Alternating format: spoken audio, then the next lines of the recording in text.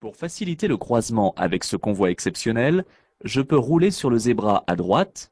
Oui, réponse A. Non, réponse B.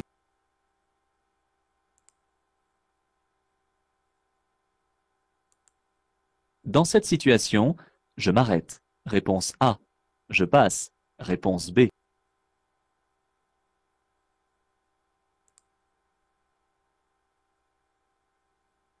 À chaque passage de pont, ce camion fait des écarts de trajectoire sur sa voie. Je continue le dépassement. Oui, réponse A.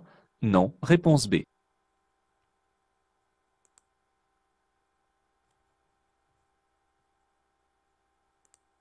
Je dois obligatoirement céder le passage lorsque je sors d'une voie sans issue. Réponse A. D'un chemin de terre. Réponse B. D'un terrain privé. Réponse C. D'un centre commercial. Réponse D.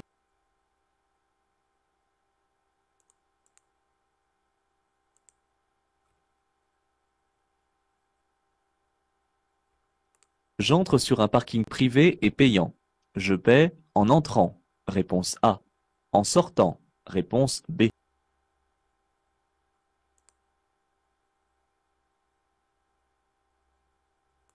La circulation est dense. Je dois rester dans la file de gauche. Réponse A.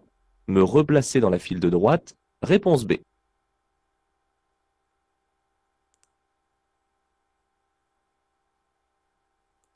Pour prendre la bretelle de sortie en toute sécurité, je ralentis dès maintenant. Réponse A. Sur la voie de décélération seulement. Réponse B.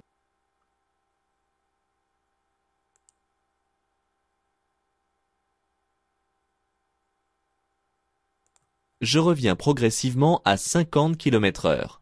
Oui, réponse A. Non, réponse B.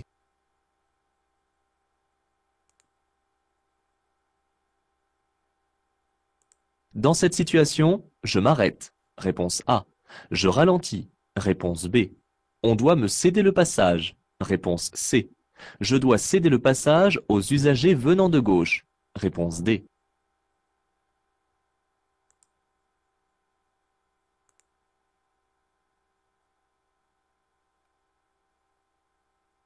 Dans cette situation, j'ai la priorité de passage. Réponse A.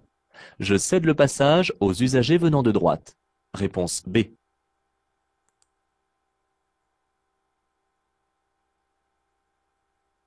Avant de démarrer, je regarde à gauche et à droite. Oui, réponse A. Non, réponse B. Je dois d'abord laisser démarrer les véhicules devant moi. Oui, réponse C. Non, réponse D.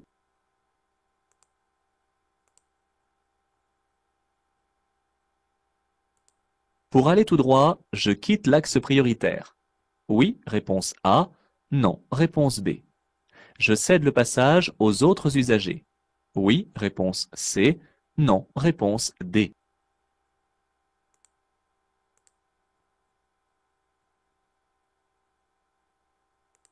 Je tourne à gauche. Je cède le passage au véhicule en face. Oui, réponse A. Non, réponse B.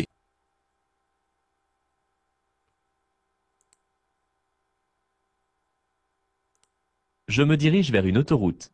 Oui, réponse A. Non, réponse B.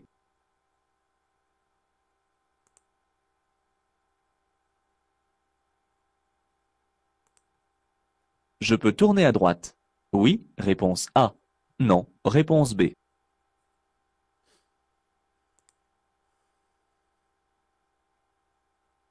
Ce panneau me concerne. Oui, réponse A. Non, réponse B.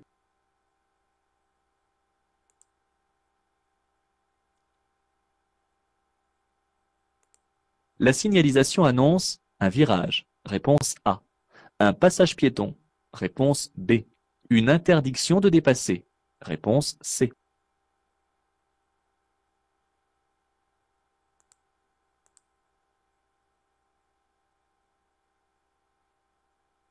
La limitation de vitesse à 30 km/h cesse à 50 mètres.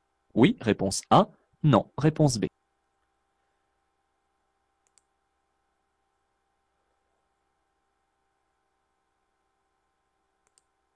J'entre dans un département. Réponse A.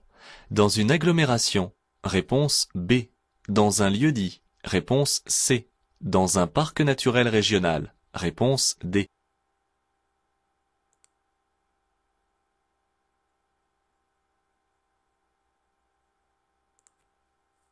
Ces panneaux ne concernent que les véhicules affectés au transport de marchandises. Oui, réponse A. Non, réponse B.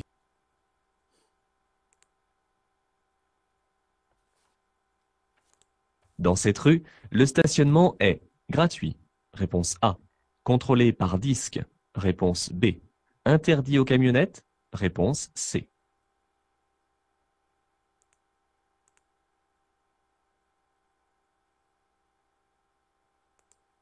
Je peux stationner à droite. Oui, réponse A. Non, réponse B. À gauche. Oui, réponse C. Non, réponse D.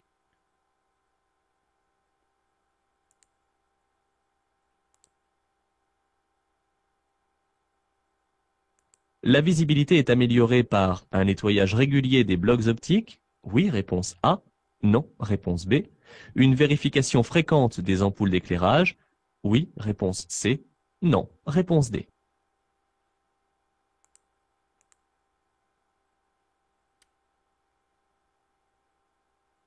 La position de la molette est correcte si je souhaite faire fonctionner l'aérateur latéral. Oui, réponse A. Non, réponse B.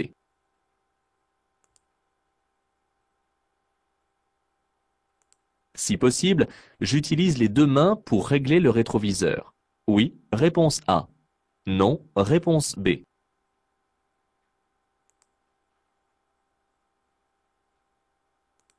Les témoins allumés sur le tableau de bord correspondent à la charge de la batterie. Réponse A. Au niveau du liquide de refroidissement. Réponse B. Au niveau d'huile moteur. Réponse C. Au niveau du liquide de frein. Réponse D.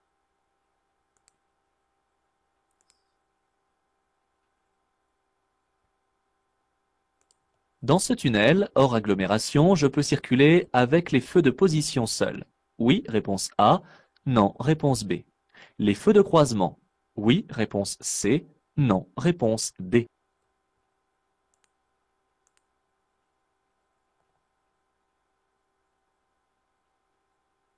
Je circule à 130 km/h pour rejoindre Millau. Augmenter ma vitesse de 10 km/h me fait gagner 10 minutes. Réponse A. Me coûte 1 point au permis. Réponse B. Augmente de beaucoup ma consommation de carburant. Réponse C.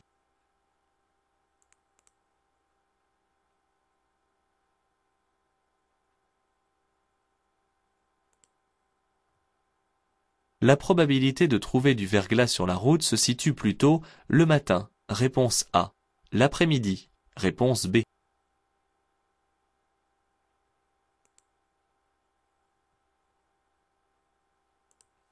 Lors d'un incendie dans un tunnel, je peux rester à proximité des véhicules de secours. Oui, réponse A. Non, réponse B. Je dois rejoindre un abri de sécurité. Oui, réponse C. Non, réponse D.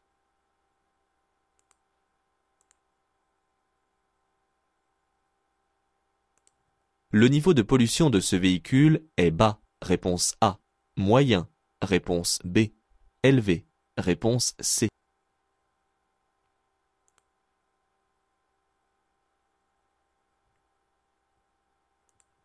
Je peux être dangereux avec un seul verre de boisson alcoolisée. Oui, réponse A. Non, réponse B. Alcool et cannabis consommés ensemble augmentent la dangerosité de la conduite. Oui, réponse C. Non, réponse D.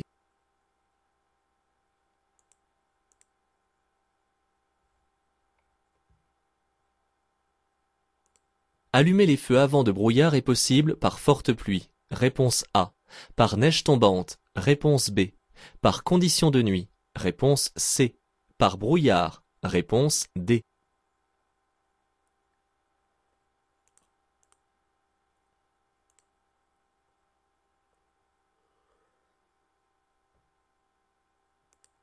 Je peux circuler avec les feux arrière de brouillard allumés. Oui, réponse A. Non, réponse B.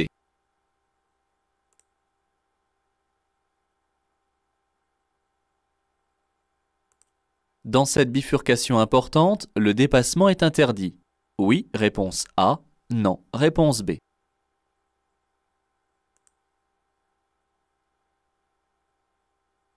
Je suis un conducteur novice ayant suivi la formation traditionnelle au permis de conduire. Sur autoroute, ma vitesse est limitée à 110 km/h pendant 1 an. Réponse A. 2 ans. Réponse B. 3 ans. Réponse C.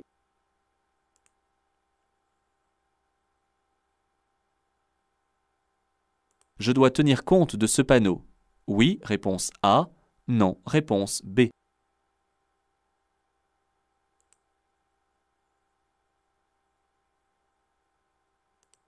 La circulation s'effectue dans les deux sens à 150 mètres. Oui, réponse A. Non, réponse B. À 50 mètres. Oui, réponse C. Non, réponse D.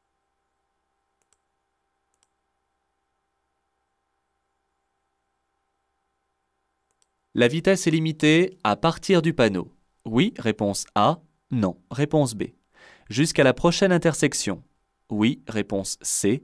Non, réponse D.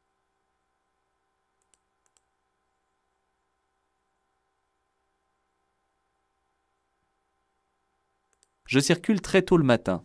Je dois actionner mes feux de croisement. Oui, réponse A. Non, réponse B.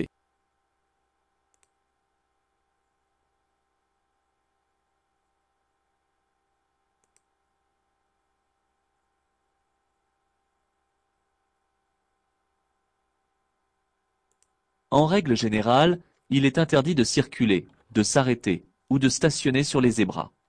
Ici, je vais croiser un convoi exceptionnel de grande largeur, précédé de la gendarmerie à moto, qui m'invite à serrer à droite. Je dois ralentir et exceptionnellement circuler sur les zébras le temps du croisement délicat. Le panneau du bas m'annonce le régime de passage sous ce petit pont étroit. Ici, c'est moi qui ai la flèche rouge. En cas de présence d'un autre véhicule en face, ce serait normalement à moi de m'arrêter, mais du fait qu'aucun usager ne se présente, je peux passer. Les véhicules lourds ont tendance à faire des zigzags lors des passages sur ou sous les ponts. Il s'agit en effet du vent latéral. Je surveille donc le comportement de celui-ci lorsqu'il passera sous le pont. Une voie sans issue est une rue comme une autre. De ce fait, les usagers doivent respecter la règle générale ou les panneaux d'intersection implantés. Je vais cependant toujours rester prudent en sortant d'une voie sans issue.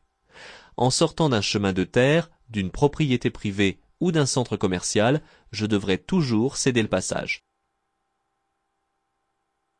À cette borne située à l'entrée du parking, je prends un ticket qui enregistre l'heure d'entrée. La somme payée est en général en rapport avec la durée du stationnement. C'est à la caisse de sortie que je paierai le montant du péage. Sur les routes à sens unique, lorsque la circulation est dense et s'établit en file ininterrompue sur toutes les voies, les conducteurs doivent rester dans leur file, sauf s'ils souhaitent changer de direction. En cas de non-respect de cette règle, je risque une amende de 2e classe. En règle générale, pour m'engager sur une bretelle de sortie, les conducteurs doivent ralentir une fois qu'ils sont sur la voie de décélération, ceci afin de ne pas gêner les usagers qui les suivent. Cependant, lorsque celle-ci est courte, un panneau de limitation implanté dès le début oblige à ralentir avant d'y entrer. Le clignotant et un appel de stop prévient à l'arrière. Ce panneau met fin au statut de la route réglementée. J'aperçois au loin un carrefour giratoire et un panneau de prescription qui limite la vitesse des usagers. Comme je quitte l'axe rapide, je ralentis dès maintenant afin d'être à 50 km/h au niveau du panneau de limitation, car c'est la vitesse généralement indiquée pour arriver en sécurité à proximité d'un rond-point. Les feux tricolores ne fonctionnent pas. Je dois donc tenir compte du panneau implanté sous ces feux. Celui-ci m'indique que les autres usagers doivent me céder le passage. Je n'ai donc pas à laisser passer les usagers venant de gauche, mais je ralentis tout de même car je traverse une intersection.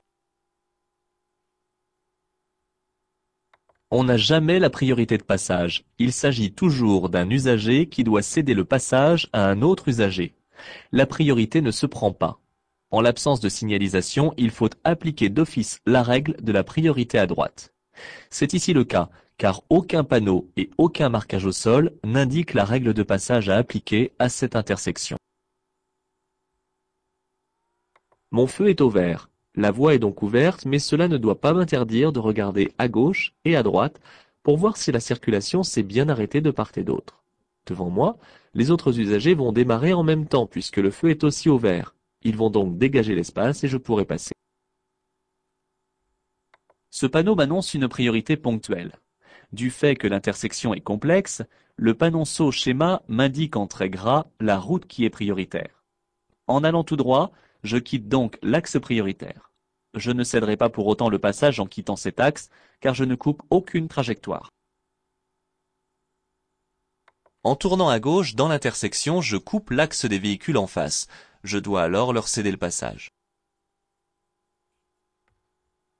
Le panneau à fond bleu est une signalisation autoroutière qui donne la direction vers laquelle je vais rencontrer l'autoroute. Dans cette intersection, je peux tourner à droite.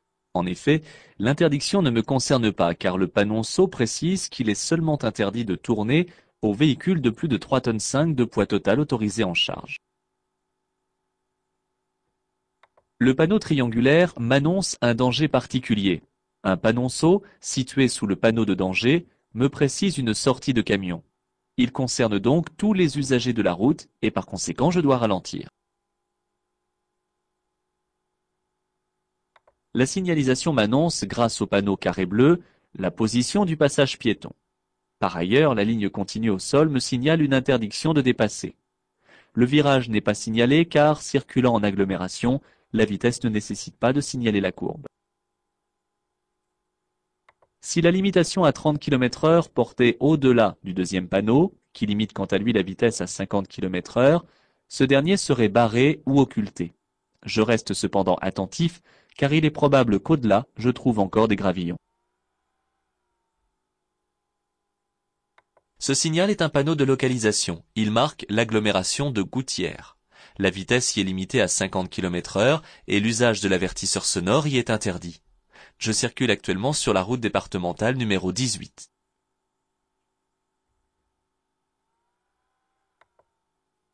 Tous les véhicules sont concernés par les limitations de vitesse et leur possible contrôle sur la route. Même les véhicules de transport en commun, qui ne sont pourtant pas représentés par un symbole sur ce panneau, sont concernés.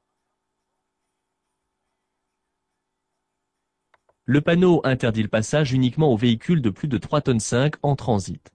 Les camionnettes ne sont pas concernées et peuvent venir stationner. Le stationnement est contrôlé par disque, puisque le marquage au sol est de couleur bleue. Une zone bleue est gratuite. Hors agglomération, je stationne de préférence à droite de la chaussée, à moins que ce côté soit inaccessible. C'est ce que dit la règle. Un emplacement se présente à moi à droite, je me range donc à droite et non pas à gauche. Pour améliorer la visibilité, un nettoyage régulier des blocs optiques est indispensable. La durée de vie d'une ampoule est limitée à plusieurs centaines d'heures, mais sa luminosité diminue sans qu'on s'en aperçoive. Lorsqu'on change une ampoule, il faut toujours aussi changer l'ampoule symétrique. Pour dégivrer ou désembuer les vitres latérales et le pare-brise, il faut, en plus d'activer la commande de la répartition de l'air et celle du réglage de la température, ouvrir les aérateurs. Pour ce faire, il faut tourner la molette vers le haut. Il est également possible d'orienter l'aérateur à gauche ou à droite en manœuvrant la languette, et de bas en haut en appuyant sur l'aérateur. Afin de bien régler le rétroviseur, il est beaucoup plus aisé de saisir celui-ci comme sur la photo, avec les deux mains et sans poser ses doigts sur la glace. Si l'on est de petite taille, le rétroviseur sera réglé par petites touches. Les témoins de couleur rouge affichés sur le tableau de bord correspondent à la batterie et au niveau d'huile moteur. Si, lorsque je circule, l'un des témoins rouges s'allume, cela indique une anomalie importante, voire dangereuse. Je dois immédiatement arrêter mon véhicule et faire appel à un dépanneur. Dans un tunnel éclairé hors agglomération, l'utilisation des feux de position n'est pas suffisante pour voir et pour être vu. Je dois obligatoirement allumer mes feux de croisement dans un tunnel éclairé hors agglomération. Gagner du temps n'est qu'une impression. Je ne gagnerai que 2 ou 3 minutes tout au plus sur les 74 km qui restent à parcourir jusqu'à Millau. Que cela représente-t-il sur un long trajet? Pour quel risque pris et quel coût? Je vais gagner très peu pour une surconsommation réelle et un point en moins si je suis contrôlé. Lorsque le soleil perce l'hiver en montagne, je trouverai très probablement du verglas le matin, avant que le soleil ne réchauffe la route. Celui-ci se mettra ensuite à ruisseler dans la journée jusqu'à assécher la route. Attention cependant, selon l'altitude et la température ambiante, la couche de verglas ne va pas disparaître pour autant. Lors d'un incendie dans un tunnel, je dois absolument me rendre dans un des abris de sécurité spécifiquement adaptés pour résister au feu et aux émanations toxiques. Cet endroit est le seul dans lequel je serai en sécurité. Une fois à l'intérieur, je n'en sors plus tant que les secours ne viennent pas me chercher. Plus le curseur à droite tend vers le vert, soit en haut de l'étiquette, moins le véhicule est polluant en dioxyde de carbone. Plus le curseur descend en bas de l'étiquette et rougit, plus il est pollueur. Pour ce véhicule, le curseur se situe plutôt à un niveau moyen de pollution. Il ne faut pas confondre le seuil de l'infraction avec les effets de l'alcool. Pour certains, un verre suffit pour être dangereux, car le premier verre modifie déjà la perception au niveau de la vision. Et pour une personne petite et mince, on frise le seuil de l'infraction. Consommer de l'alcool et du cannabis multiplie par 15 le risque d'accident grave. Les feux à vent de brouillard ont la double particularité d'éclairer la route par le bas dans le brouillard, sans éblouir, et d'être mieux vus du fait de la puissance d'éclairage dirigée vers le bas. La nuit, et par bonne météo, on ne les allume pas, sauf sur une route sinueuse et étroite, en appui des feux de route, car le faisceau est large. Les feux de brouillard, qu'ils soient avant ou arrière, ne s'allument que si la neige tombe. Elle ne tombe plus, je les éteins. Cette route rapide passe à 4 voies au niveau de la bifurcation et 2 voies sont dédiées à la direction autoroutière. La deuxième voie peut donc être utilisée pour dépasser. Cependant, je dois tenir compte du virage et de la limitation de vitesse qui n'incite guère à dépasser d'autres véhicules que des poids lourds circulant lentement par exemple. Je suis tenu de respecter les vitesses spécifiques à la période probatoire pendant un délai de 3 ans, si j'ai suivi la formation traditionnelle au permis de conduire. Ce délai est réduit à 2 ans si j'ai suivi un apprentissage anticipé de la conduite. À l'issue de ce délai, je tiendrai alors compte des vitesses maximales autorisées par la réglementation générale. Je circule actuellement sur une route à caractère prioritaire. Ce panneau concerne ceux qui sortent à droite. Pour ma part, la route continue d'avoir le même statut. Les panneaux de danger sont situés à 150 mètres du danger lorsqu'ils sont implantés hors agglomération et à 50 mètres du danger lorsqu'ils sont implantés en agglomération. Cependant, il existe une exception à cette règle. En effet, le panneau annonçant un double sens de circulation est toujours placé à l'endroit même du danger annoncé. Avec un peu d'observation, je remarque la présence d'un panonceau de rappel sous le panneau de limitation de vitesse à 50 km/h. La vitesse est donc déjà limitée à 50 km/h. Un panneau de prescription prend effet jusqu'à la prochaine intersection. La lumière est encore rasante et si cette moto n'était pas éclairée, je la distinguerais mal. Je suis encore obligé de circuler avec les feux de croisement allumés. Si je ne respecte pas cette règle, je risque une amende de 4e classe, mais je risque surtout de ne pas être aperçu par les autres usagers.